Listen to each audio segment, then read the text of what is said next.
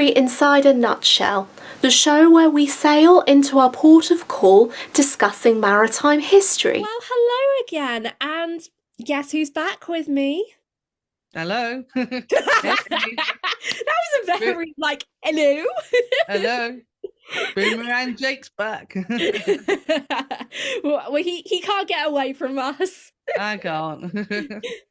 But it's a video that we were hoping to work on for a long time, really, because as well as doing Captain William Turner, we are going to do another captain we were talking about for such a long while, and we keep meaning to do him, but we never did. But now it's Britannic month. It's a really good time to do it. Guess who we are talking about today? Captain Charles Bartlett. Exactly. Yes. But I think he's definitely a very interesting figure, and I cannot wait to know more about him, because I know you said, Jake, before recording, you've got so many facts that none of us know anything about. So Not really, no. Yeah.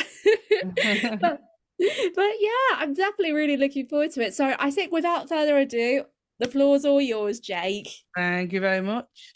So Captain Charles Bartlett is known for being the captain of the HMHS Britannic, which was Titanic's younger sister at the time of her sinking. But also, he took command as early as December 1915. But what many people don't know is, where he was born and when he was born, and his marital status and things like that. So we're going to discuss a few things about him. So Captain Charles Bartlett was born out of wedlock. He was what they call the bastard son of a guy called Captain Sir John Sidney Webb. And Bartlett actually took his mother's name, Bartlett, because in those days, if a child was born out of wedlock, the father doesn't necessarily show up on the birth certificate. So the child would naturally take the mother's surname. So Bartlett was actually his mother's name, not his father's name. His father's name was Webb. So if he had been born in wedlock, we would have known him as Captain Webb and not Captain Bartlett. So he was born in Lynchfield Road, Mile End in London, and he was born on the 21st of August, 1868. Later on, he got married to a woman called Edith Bartlett in 1884, excuse me. And the height of Captain Bartlett was 5'11". So he was a pretty tall man. He was a very nearly almost 6 foot long. So 6 foot tall. So he was a very tall bloke. Anyway, Captain Bartlett started as an apprentice on a ship called the Barque Airlight of Messrs. D. Bruce and Co. And he began his sea career in the Australian trade and later the British Indian line, or the British India line. And in 1894, Bartlett joined the White Star Line, and very quickly he would rise through the ranks. And he started with the White Star Line as fourth officer, and he was fourth officer on the Germanic. I think that's how you pronounce the name. And he was also serving on several. He also served on several other White Star ships called the Doric, the Gothic, the Teutonic, the Oceanic, and the Georgic, and rising later to chief officer. In 1903, Captain Bartlett was given his first command with the White Star Line as captain of the Memian, something like that, cargo vessel, which was run by the White Star's other company, which was the sort of second company that White Star had, which was the Leyland Line, which we all know that was famous for other vessels such as the Californian. But he was quickly promoted and given command of a number of other White Star ships, such as the Republic, the Cymric, the Romanic, and the Cedric. which they're quite famous names. They're quite famous ships, especially the Republic, because the Republic would later sink in a collision, and she sank with a load of gold on her as well. Oh, But, wow. oh yes, she's a very famous liner. Wow. But obviously Captain Bartlett wasn't involved in that disaster, but it's good to know because he was in command of her at one point. And then in 1906 there was an incident, and Captain Bartlett had his first brush with danger. He was in command of the RMS Gothic, and the RMS Gothic had caught fire twice. Yeah. And it destroyed the saloon and some staterooms, but they were able to get the vessel to Plymouth, so they were able to save the vessel and everybody on board. But again, she would not sail for another 8 months because of the damage that was done to her. But Captain Bartlett, you know, that was his first brush with disaster. Well, first brush with danger. Before the war broke out, he was in January 1912. He was promoted to the superintendent of the White Star Line, and his role was in the Liverpoolian in the Liverpool branch, and so realistically, this was his first sort of time where he would become more of a desk captain rather than a ship's captain. But Captain Bartlett, he had a very close relationship with a lot of the officers that were on board the Titanic, but that wasn't his only time that Captain Bartlett had a run-in with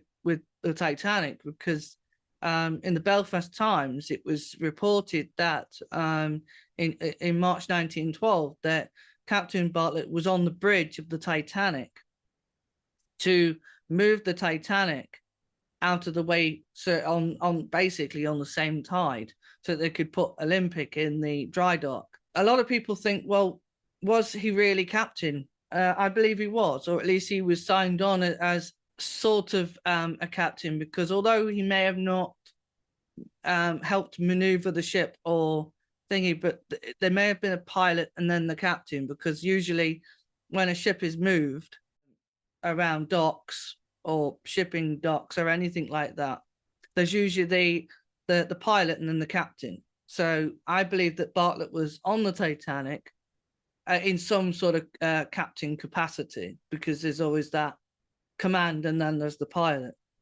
And the same with Captain Smith, because Captain Smith was on the Olympic when this was being done. So it was reported that Captain Bartlett was quite well known with the Titanic, and also he knew the officers too, and it was his job to know the officers. And he'd served on ships with the crew that was on Titanic, such as Murdoch. He'd worked with Murdoch, so he knew them very well, and he would have known Captain Smith very well, especially rubbing along in the same sort of job Employment capacity. circle? Yeah, employment circles. So yeah, they would have known each other very well. And Captain Bartlett's job as superintendent of the White Star Line was also to understand the safety that was on Titanic, such as the lifeboat capacity and things like that.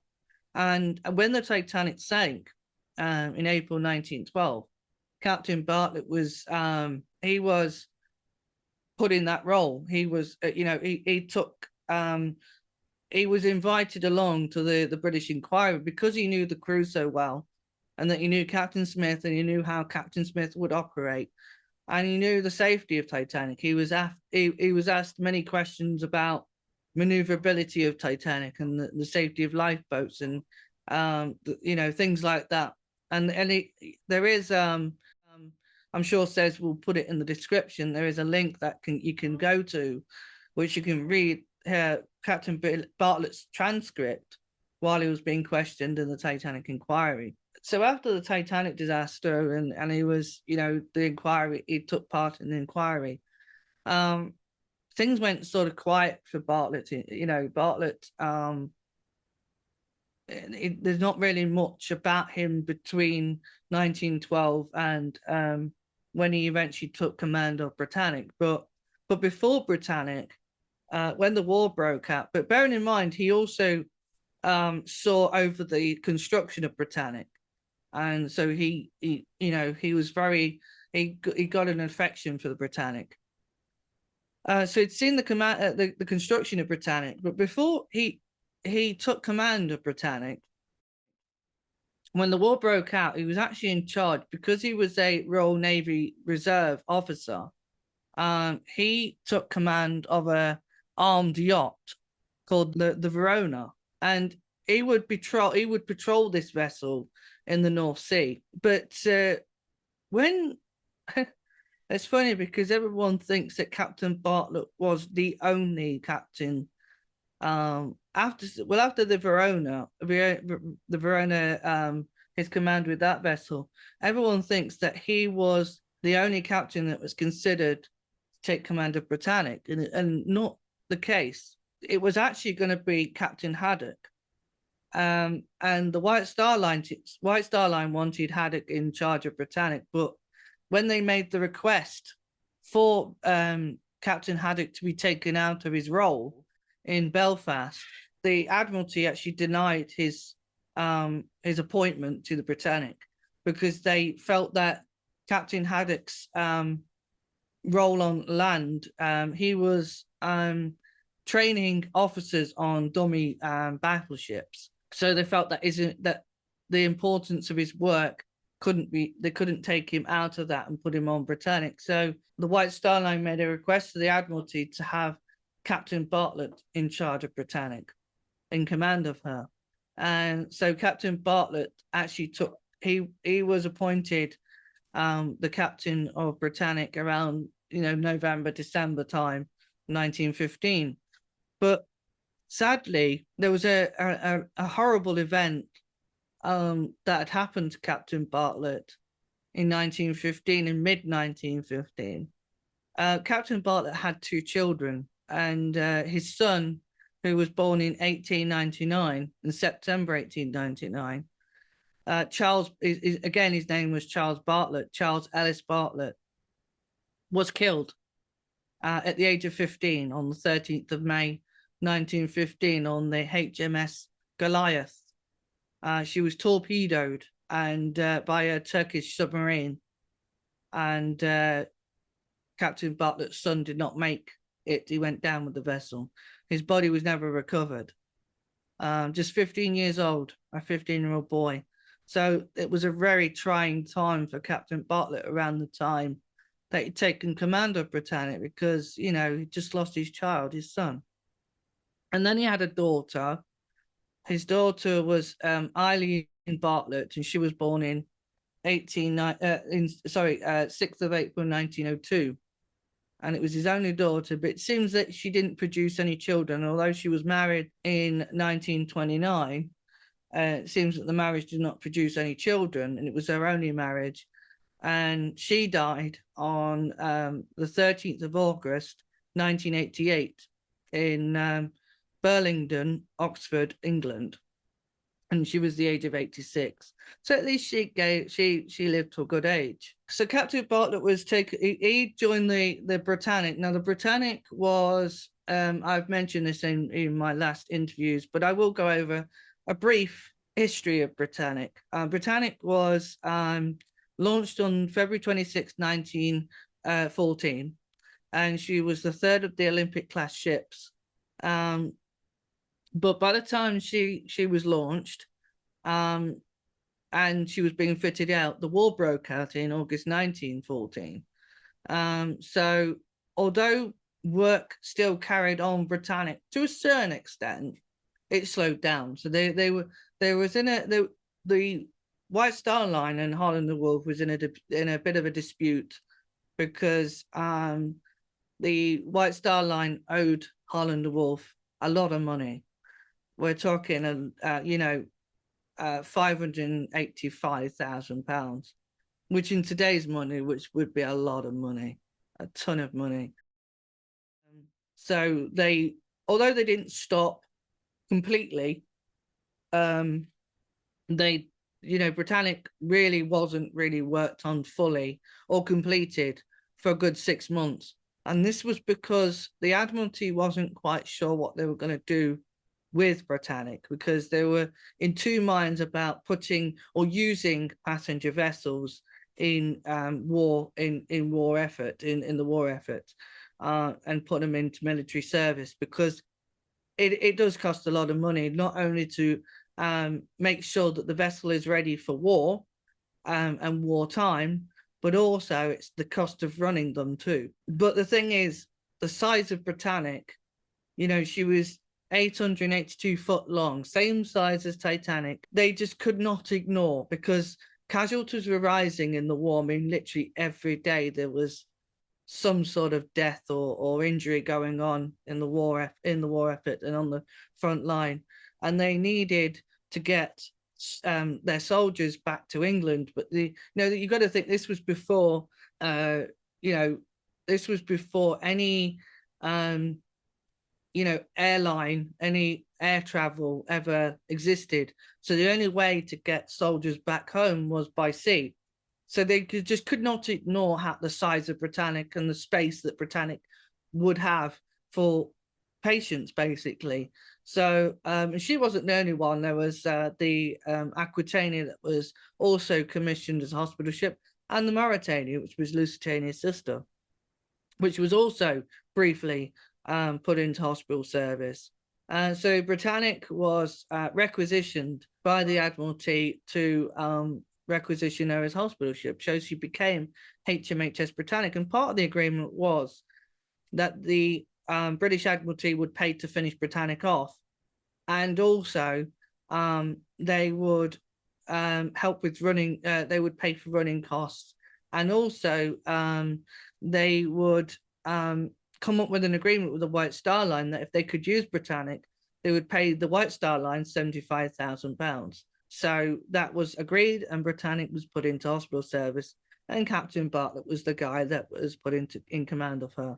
And Britannic was ready by December 1915, and a maiden voyage as a hospital ship started from Liverpool, and she sailed down the Mersey and on December 23rd, 1915, so just the day before Christmas Eve. And I suppose this kind of helped Captain Bartlett, because it took his mind off losing his child, and But Captain Bartlett although he was a very disciplinary man, you knew when he entered the room, and you knew where you stood with him.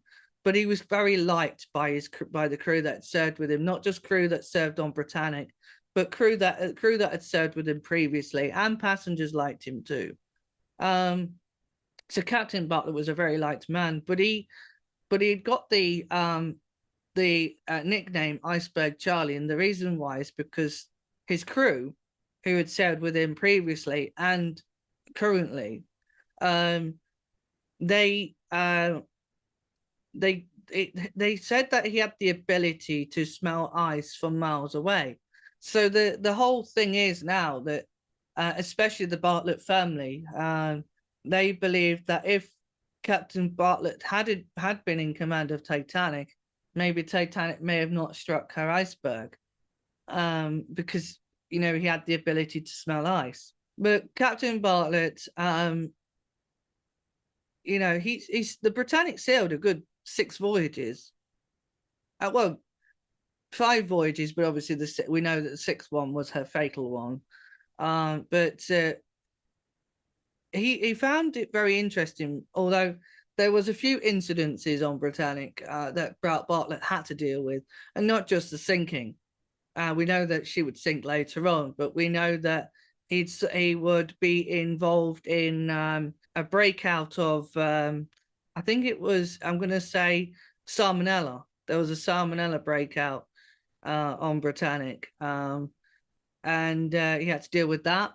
And there was also an incident in January 1916 where a patient had committed suicide on Britannic. He chucked himself overboard, a guy called Samuel Jones, and he was part of the Royal Battalion Regiment. And someone ran onto the bridge and screamed out, "Man overboard!" Someone had jumped overboard. But unfortunately, Britannic, although she was protected under the hospital protection as a civilian hospital, you know, a naval hospital ship, she could not stop to search. Captain Bartlett could not stop to search for Samuel in the water, Samuel Jones, and sadly, although they went through the crew, the passenger, you know, the patients list, and they found out that he was lost. The reason why he couldn't stop his vessel was because, you know, it's wartime, and, you know, stopping his vessel could potentially put people and the ship at risk of being attacked by a rogue U-boat that just decided to fire, or mistakenly had fired upon a hospital ship, so that he couldn't stop his vessel to search for this man. So sadly, Samuel was put down as lost at sea. His body was never found. So that was a trying time for Captain Bartlett, and there's always trying times as captain, because, you know, the captain is in charge of the vessel. His job is God, basically. So while he's on vessel, everything he says goes. And unfortunately, part of his job is to make sure that not only the ship is safe, but also people on it are safe. So if Captain Bartlett had stopped the Britannic to look for this guy, it would have caused a lot of trouble for Bartlett, and he could have been up against a judge, you know, that could, you know, strip him of his captain license. So, you know, it wouldn't have gone very well. So he had to carry on the vessel, and you know, so there was so many things. But I think, obviously, as we know, the biggest incident was what would come for Britannic. So Britannic had completed 5 voyages, and one of the voyages, I believe it was on a maiden voyage, the Britannic started leaking. One of the doctors, Dr. Goodman, had said that his wards, several of his wards, well, shall I say 2 of his wards started to flood.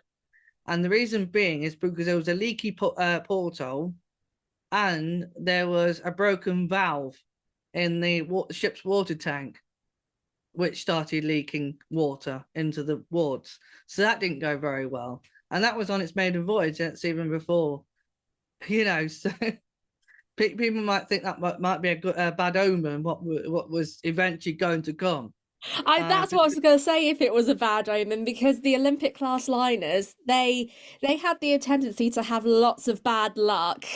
Yeah, I mean, they did. I mean, look at Olympics. Although she had a successful career, she did have a few incidences, you know, where she, you know, sank. She rammed the U-boat, which is good on her, but she did sink a light ship, and she had a few bangs and knocks in her time. So yeah, as we know, with the Hawk incident, and then there was a few other issues that she'd ran into, such as where she ran into it was either a ship or a dock, and she actually had to have a stern post and that replaced. I can't remember if it was a dock. I'm not really Olympic sort of, I'm not well versed in Olympics history, but what I think it was believed that she banged into a dock or another ship, and she had to have a stern post replaced. So the Olympic had some issues as well, but lucky she didn't sink. So, you know, that's one up on Olympic. But Captain Bartlett arrived back in Southampton from Britannic's 5th voyage. And during this voyage, there was an incident a political incident, where they'd taken an Austrian patient by accident. I don't think it was on purpose. An Austrian patient, a 21-year-old opera singer by profession, and it caused a whole lot of problems. And hospital ships were becoming quite, what's the word? Controversial. Yeah. And Britannic didn't help that situation at all by taking this Austrian patient on board. Anyway, but she returned back, and while she was in Southampton, she wasn't supposed to go out when she did go out. It was a ship called, well, we know as the Aquitania. We all know the Aquitania. The Aquitania had been damaged in a storm, and Britannic had also been caught in the storm on her way back into Southampton. And basically, the Aquitania had been damaged in the storm, whereas the Britannic hadn't. And the Britannic, being in good condition, and the Aquitania had to be returned to a builders to be repaired, the Britannic was called back into to go out to the Mediterranean again. Captain Bartlett got orders to board the ship again and take her out, and she left a week earlier than she should have done, and she left on the 12th of November 1916 around 2:23 p.m. From Southampton, and this would be her final time that she'd ever see England ever again. But previously, a U-boat called the U-73 had laid mines in the Aegean Sea. Britannic was sailing through the English Channel, and then she reached. Now, funny enough, the interesting thing is that Ada Garland, in her diary, recollects seeing the Aquitania just off the coast of the Isle of Wight, and they were so pleased that they were on Britannic and that they weren't on Aquitania. But I think she kind of regretted that later on, because Britannic would be involved in a lot of storms on the way to the Aegean to the Mediterranean, and a lot of them felt very sick and seasick, and a lot of them changed from white to green. So I think she kind of regretted that. She kind of did, and I think a lot of people did. And a lot of the nurses were down with seasickness during the voyage. Captain Bartlett had a Britannic had arrived on the 17th of November 1916 at Naples, and this was her usual coaling refueling to refuel the coal. And Captain Bartlett, she was supposed to leave, but unfortunately there was a storm that had prevented Britannic from leaving, and Captain Bartlett didn't want to attempt on getting Britannic out of dry dock, out of the dock, because simply because Britannic is company property, plus she's running as an Admiralty hospital ship, so she's under the Admiralty. So she under a military hospital ship, so she couldn't leave. So if he did leave left with the storm in the narrow straits of the Naples dock, I'm sure she could have been damaged, and then Captain Bartlett would have been in serious trouble. But the seas seemed to calm down by the 19th, so they left, and they made an attempt to leave Naples. But just as they left Naples, the seas rose again, and Captain Bartlett and the Britannic and everyone was involved in another storm. And again, they felt very seasick, very, very bad. A lot of people couldn't finish breakfast or dinner. Some people went bed early, even though, bearing in mind, some of the nurses still had to make around nearly 600 beds before they could reach dock while suffering with seasickness. I know. And then I know a lot of the nurses said that they had to keep going backwards and forth just to be sick and then get back on with their work. You can imagine, having to do that. But some of them were just so ill. Anyway, so the Britannic was running through the Zia Channel, depends how you want to pronounce it. And sadly, at 8:12 a.m. on the 21st of November 1916, there was a kind of a muffled explosion, and the Britannic rose out of the water just slightly, and it went down into the ocean again. And it was almost like riding a speed bump or something. It was pretty bad. And Bartlett at the time was getting ready to take a bath, and he was still dressed in his pajamas when the mine struck, and he raced onto the bridge still dressed in his pajamas, and he would never get dressed. he would never get dressed in his officer's uniform, in his captain's uniform.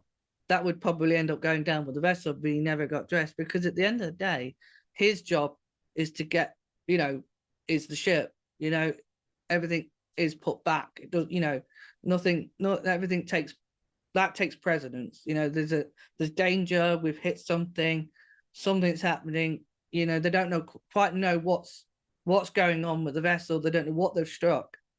Captain Bartlett did think later on, and he did put this in his testimony, that it more than likely was a mine, because a lot of the survivors or people, some of the people did say there was no shoot up of water at the side of the ship, which usually that's what a torpedo would have caused. And this was later put in the Admiralty report into the sinking. And so Captain Bartlett, you've got to imagine, Captain Bartlett wasn't a ship designer, and unlike on Titanic, Captain Smith had the job, the good luck, the thingy of having Thomas Andrews on board. He had the luck of having the designer on board, and unfortunately Captain Bartlett didn't have that. So Thomas Andrews could give Captain Smith a near realistic view of what was going on with the Titanic, the flooding rate and everything else. Whereas Britannic, Captain Bartlett didn't have this. So Captain Bartlett immediately went into action. He sounded the ship's horns, and he immediately telephoned through to the wireless room, because on Britannic, the Britannic had the luxury of having a telephone put into the wireless room, whereas Titanic didn't have that. And that was so that the captain didn't have to leave the bridge. So Captain Bartlett didn't have to leave the bridge to give orders to the wirelessman, the telegraphists. They were able to ring through and say, look, can you send out a distress call? But the problem is, the Britannic had snapped its cables, the cables that ran from mast to mast, and they lost connection to the silent room within the wireless room, and they were able to send out a distress call, but they were not able to receive a reply back. So Captain Bartlett had also ordered some of the crew to go down to the lower decks, because the Britannic had struck the mine between holds 2 and 3, and he'd ordered some of the crew to go down to to below decks to basically find out what was going on, to come back with any reports of flooding in areas. And so Captain Bartlett was getting different information, but what they were not aware of, or what Captain Bartlett was not aware of at the time, was that some of the doctors had ordered the nurses to open the portholes, the scuffles on the side of the vessel, because now this was against all war regulations, but you have to imagine this was before any ventilation or AC, so aircon. So even in November in the Aegean Ocean, it's still pretty warm. Anyway, what he decided to, because you've got to remember, this is before AC, before aircon, before ventilation, natural, the way they had to air the wards, for the patients that they'd be taken on at Lemnos, because that's where she was heading. And so they'd ordered the portholes to be open, but obviously Captain Bartlett himself was not aware of this situation. And also what had happened is the explosion had damaged at least 4 water tank compartments, and right up to the 4-peak tank. There was a Firemans Tunnel that had been damaged, and because the ship had been warped, it is believed that she was warped. You've got to imagine this was early in the morning, and the day staff, the night staff are being changed to the day staff, the firemen and the trimmers and everything. And to allow easy access for them, was the doors were wide open to allow easy access, which again was against war regulations. And but at this point, the mine had struck, so the ship had been warped, and at least one of the doors between the Fireman's Tunnel and Boiler Room 6, had failed to close because it was jammed in its full open position. And also, for some reason, there was another door between boiler room 6 and 5 that also failed to close. I know I've explained this before, especially in our Titanic sinking video, that, you know, the reason for this is that it could have been opened due to human hands, because, you know, there was 3 ways these doors could be closed. Was through a float that was underneath the floor plates, that if water came into the hull and it flooded the compartment, that float would rise up, and then there would be a trigger on the door that would trigger the door frame, and the door would fall into its its closed position. Also, you could manually shut them through a hand crank, that you could crank them down. And there was also another way, which was you could shut these through electronic, you know, switch on the bridge itself. But unlike, so obviously 2 of them had failed, so water was able to get through. But you've got to remember that the portholes were just a contribution to the sinking. They were not a direct reason for her sinking. It was just that it kind of sped the sinking up, because you've got to imagine, you know, these portholes were opened on E deck, okay, and these portholes are usually around 25 feet above water level. So Britannic had to have sunk considerably down by the head for the water to be able to reach these portholes. So Britannic was already doomed to sink. But Captain Bartlett had also ran into another problem with his vessel, and that was the steering gear had also failed to operate, and so he could not steer his ship in the direction, because there was an island called Kia, which was just off the starboard bow of Britannic, and he was it was only around 4 miles away, but he was trying to push his ship towards the nearest, you know, land, and but with the steering gear out of operation, they had to use the engines to push the ship towards Kia, which is not really the way you would normally steer a vessel. And realistically, that you've got lack of control over your vessel in direction. So there's no, like with the steering gear, you can actually steer your vessel in a certain direction, whereas using the engines, you haven't got that capability. So the accuracy of getting your ship in the correct direction is very difficult, especially when the ship is sinking very quickly. You know, it's filling up with water very quickly. And you know, and obviously the portholes on E deck did not help matters. So Captain Bartlett was getting orders back and forth from people that had seen the flooding or had been down where the flooding was. But I don't think realistically that Captain Bartlett was getting a realistic view or statements that, you know, we know that some of them were saying that she was rapidly sinking in this area. I think, again, this goes back to, you know, other vessels as well, such as Titanic. It's all to do with your understanding of flooding, how a ship floods. Whereas, you know, Thomas Andrews, he knew he could look at the compartments and then the blueprints and say, look, I know the ship, I know what she's capable of, and this is the rate of flooding, things like that. You know, the people that were on Britannic didn't have that understanding, not really, and Captain Bartlett didn't have that understanding, not like a ship designer would. You know, so I don't think Captain Bartlett was getting a realistic view, a realistic realistic view of what was really happening to Britannic. And I do believe that he may have been suffering with a bit of tunnel vision as well, because the other thing that had also failed on the Britannic was, for some reason, the explosion had also damaged some of the cables, which to the telegraphs to the engine room. So the captain had to use the emergency telegraph just to get orders to the engine room to get the port propeller to move the ship towards Kia. I think Captain Bartlett was just so overwhelmed. And I think also the people were overwhelmed. I mean, you know, he's also got to think about, you know, what does he do?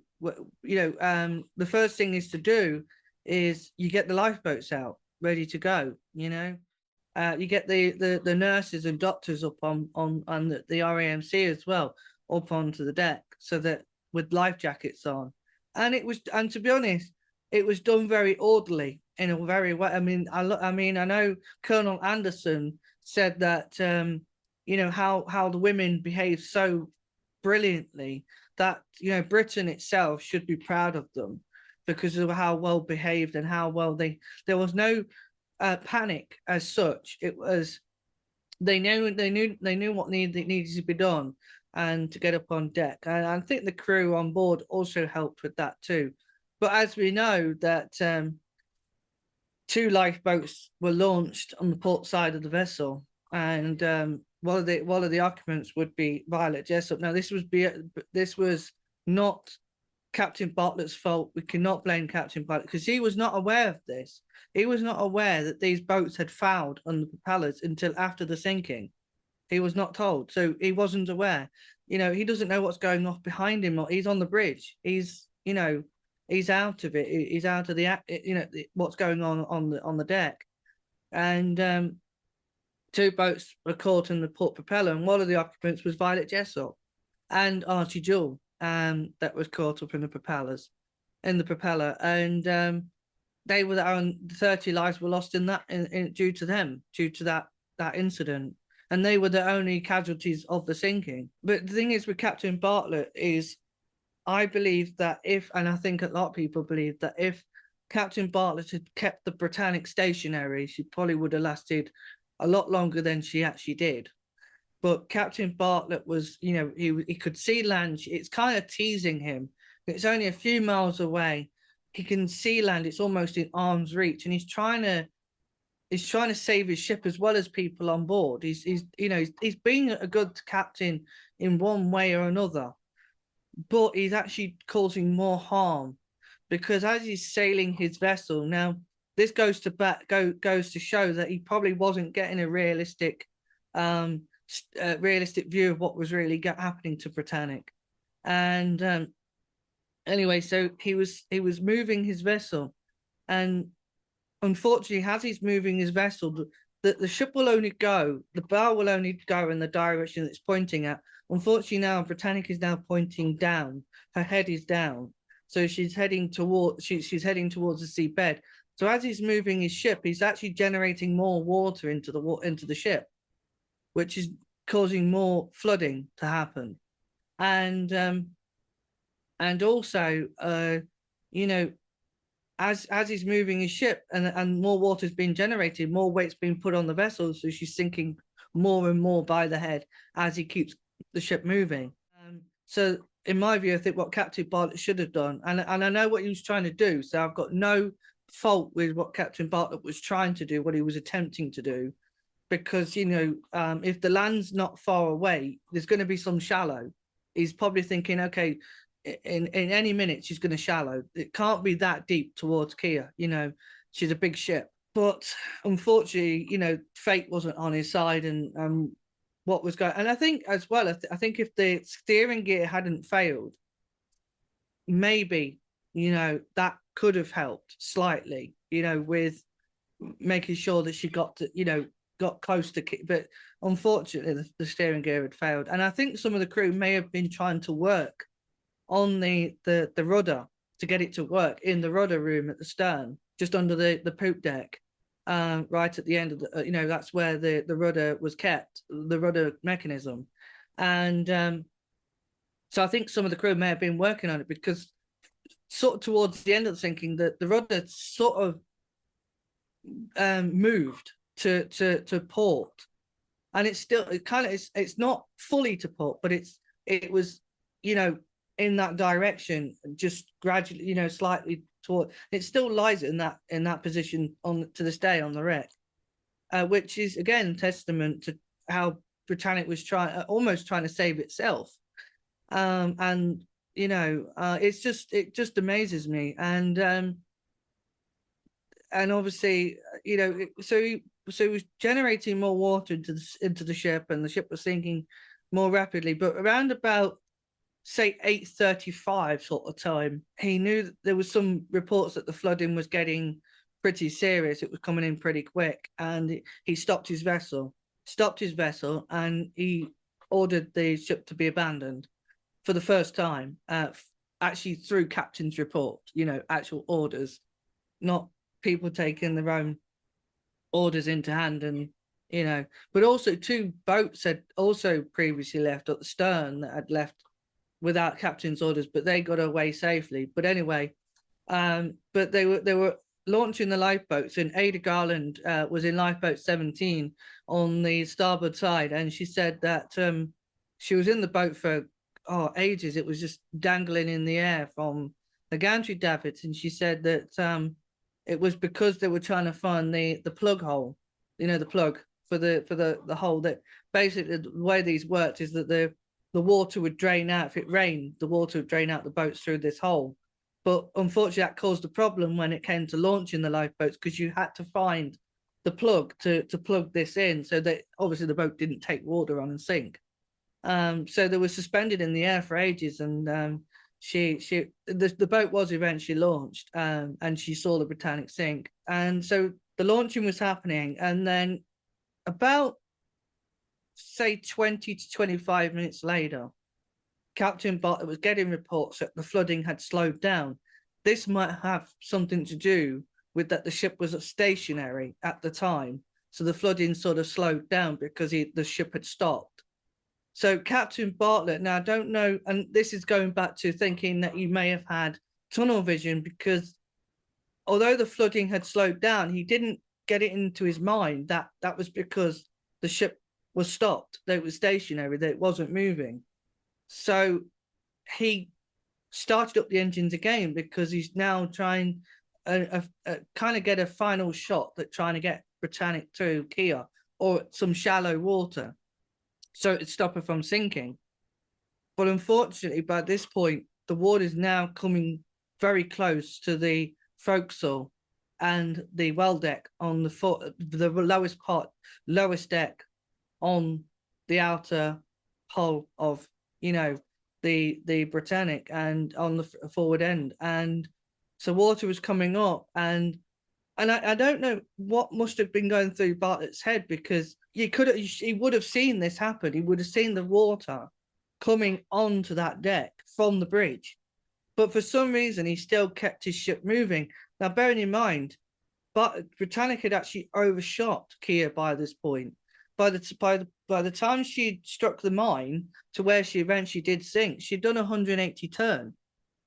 So she overshot Kia, but he's now trying to get Britannic back on course towards Kia now by pushing her towards port, because now Kia's on the port side. This goes back to the lack of control over the vessel. And you got to think now, the water, now she's weighing tons and tons of, now, because she's double more than her own weight, if not triple, because now she's heavy with ocean water. It's in the bow, it's in the ship, so it's taking her down, it's pulling her down. So it's almost like having 4 flat tires on your car. So Bartlett again tries to push the ship towards Kia, but at this point Britannic is doomed to sink. She's not going out, she's not going much further.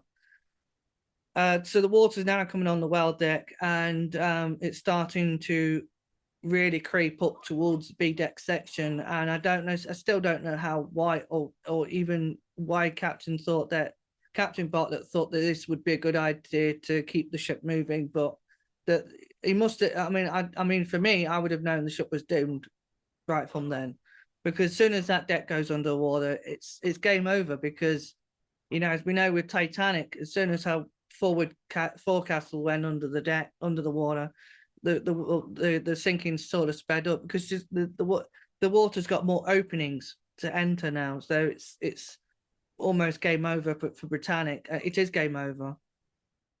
So it's creeping up, and Captain Bartlett then finally gives the order to stop the vessel for the final time, and this is the last time Britannic will move. And the water's creeping up, and he orders a bit earlier before that, he did order Edward Island to get the ship's papers and things like that, and to get into a lifeboat. At first he did because Ireland's job on board was he was the captain's sort of servant. He would help the captain get orders to the crew, or get captain's tea. You know, he was sort of the captain's sort of go-between.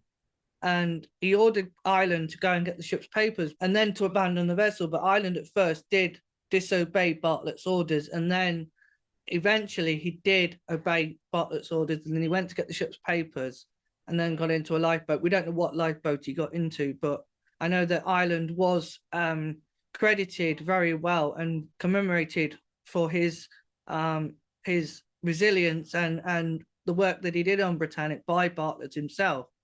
And he wasn't the only person that took notice of Ireland's bravery on board. So anyway, so the water's creeping up and Bartlett's still on the bridge. And he's still on the bridge with a few other officers such as Chief Officer Hume, who was still on board. And I'm sure that the assistant captain also was left on board, which was Harry Dyke. Anyway, so the Britannic was sinking. So he gives 4 blasts of the ship's whistle to order the captain, the engineers, and some of the stokers that had been left on board the vessel to abandon the vessel.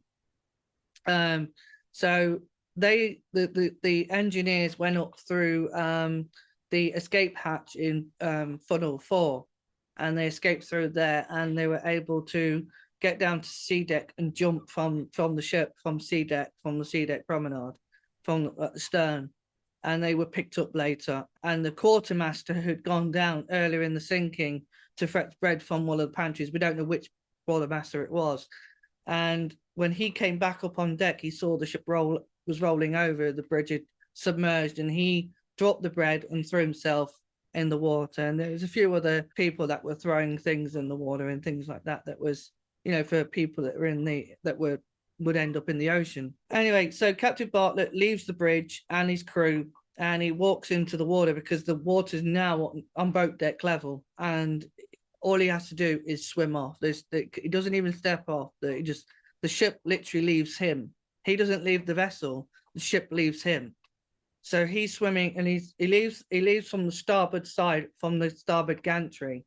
So then he swims off, and the Britannic starts to roll over.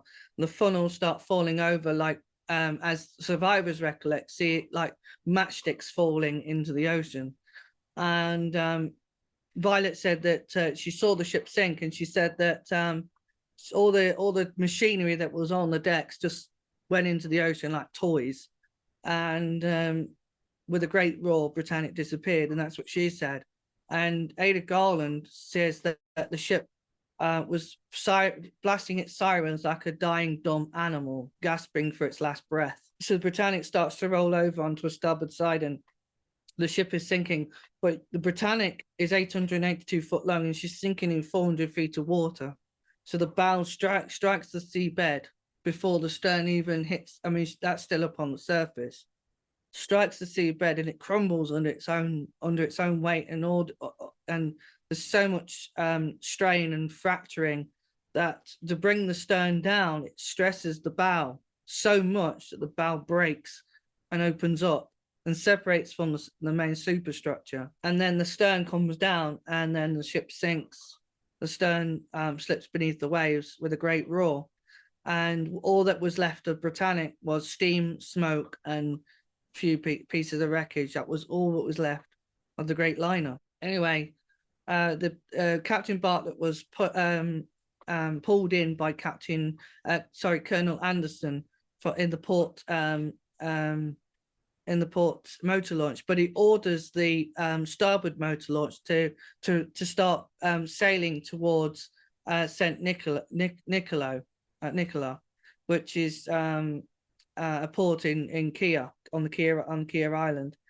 And then he takes command of the port motor launch, which the motor launches are a motorized boat. There was 2 on Britannic, and they also had the capability of sending wireless messages from those boats. So Captain Bartlett, that's just a brief history of the motor launches, just so in case people don't know what a motor launch is or what the motor launches were on Britannic.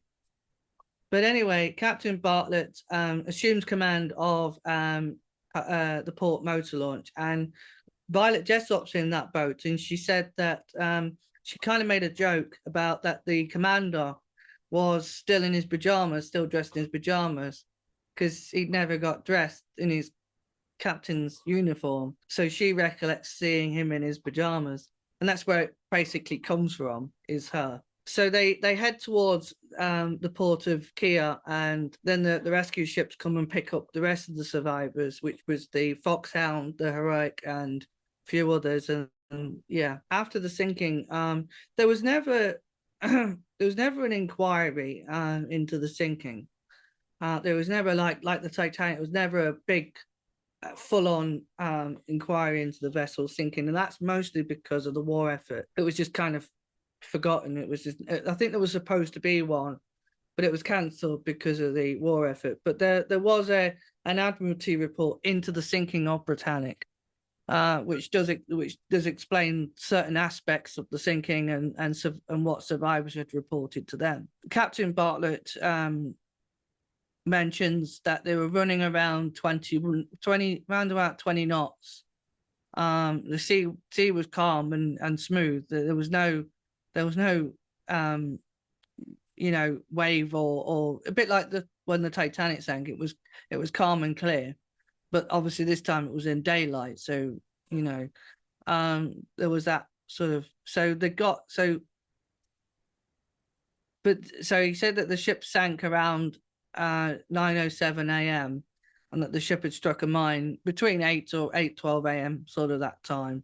It's in the ship's casualty report. Anyway, sadly, 30 lives were lost, including a 15-year-old boy who had lost his life in the propellers, and that's tragic enough, to lose such a young life, and to think that Captain Bartlett lost his son at he was only 15, so but Captain Bartlett didn't know until after the sinking that some boats had fouled into the propellers, so it wasn't his fault. After the Britannic,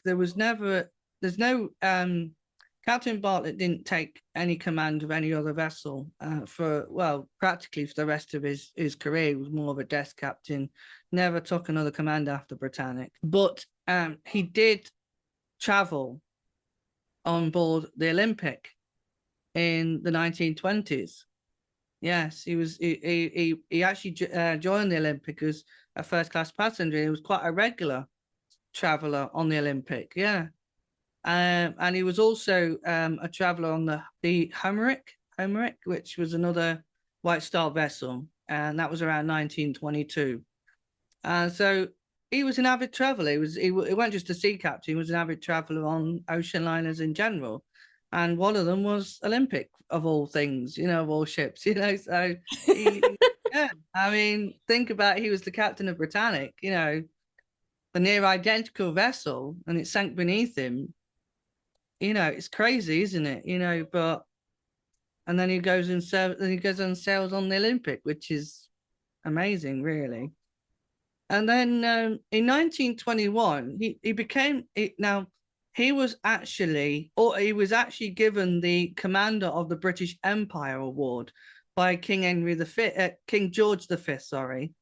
And with King George V, he was quite a seafarer himself. I think he had an affection for captains, because Captain Bartlett it was very rare that any royal would give an award like that, the CBE, to a captain that had lost his vessel. So it was very rare. It was very rare that happened. But I think he had kind of an affection for captains, even if they did lose their vessels, because, I suppose to him, he understands that when a ship is lost, it's not always the captain's fault. But I think he became quite good friends with King George V, Bartlett. So he was awarded that, and it wasn't very often that was given at the CBE to a man that had lost his vessel. but he was also a founder of the the Honourable Company of Master Marines and vice president of the King George Fund for Sailors. So yeah, that's definitely a lot of responsibilities there. it is, and so he's got that royal connection, hasn't he, Bartlett? So he had a real special life, you know. So it's just amazing, isn't it? Oh yeah. But Captain Bartlett did eventually retire from the White Star Line and as captain in 1933. And sadly, you know, Captain Bartlett would pass away at the age of 76 from kidney failure. Kidney failure in a nursing home in Waterloo, Liverpool, and he died on February the 15th, 1945, just as another war was ending.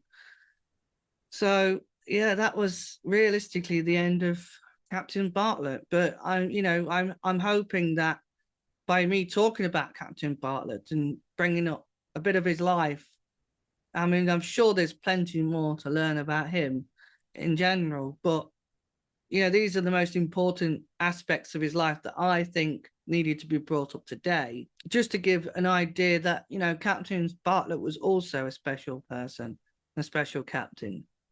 And you know, everyone remembers Captain William Turner and Captain Smith so much, and I think Captain Bartlett needs to be up there too. Yes, You know, I absolutely agree. And what a fantastic story it was. But hopefully you can't hear it in the background, but the cars outside my street have been like grooming towards the end, and I'm just like, no, just I can't hear it, so we're all good. Oh, phew. So it's always a worry when it comes to recording. Oh, I know. It's just the same with my dog. I have to make sure he's out the way because in case he barks and then he interrupts the you know. Yeah. Oh.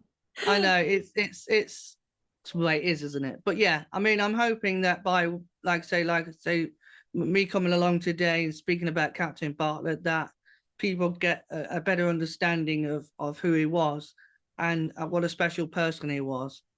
And I hope that you know, that he is remembered as much as Captain Smith is and William Turner. Oh yeah. Thank you.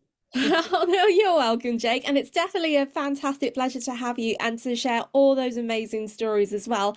And I hope that probably just around Christmas and New Year, maybe we can get on to more stories because that would be amazing to touch on many more. If anyone's got any suggestions that they want to hear about Britannic or have not heard, you know, if there's anything that anyone wants me to speak about, I'm more than happy to do that. Just any suggestions. You know, I'm happy. But it's always good just to have these time moments as well, especially since now we got Bartlett under the spotlight as well. So but even though his biography is really short, it's always a pleasure to actually have a chat about him and then talk about him just as much as any other captain that we talked about on this channel.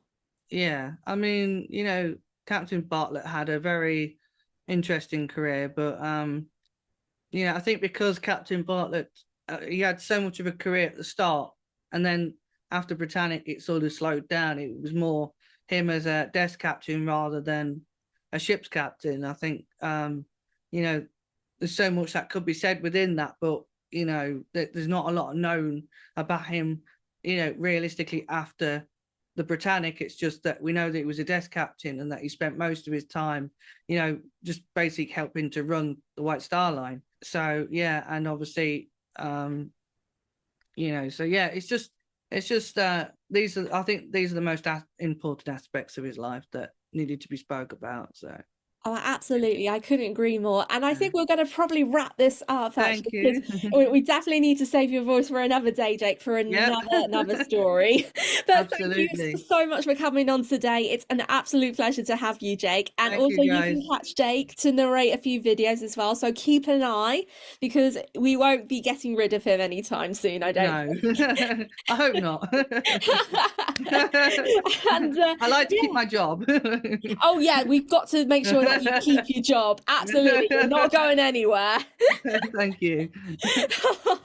And until then, everybody, we'll catch you for another Britannic video for another Britannic month. Well, actually, it is going to be Britannic month, but until then, have a really good day. Stay safe, stay Thanks, well, and we'll everyone. see you very again soon. Take care. Thanks, everyone. Bye, everyone. Bye. Bye.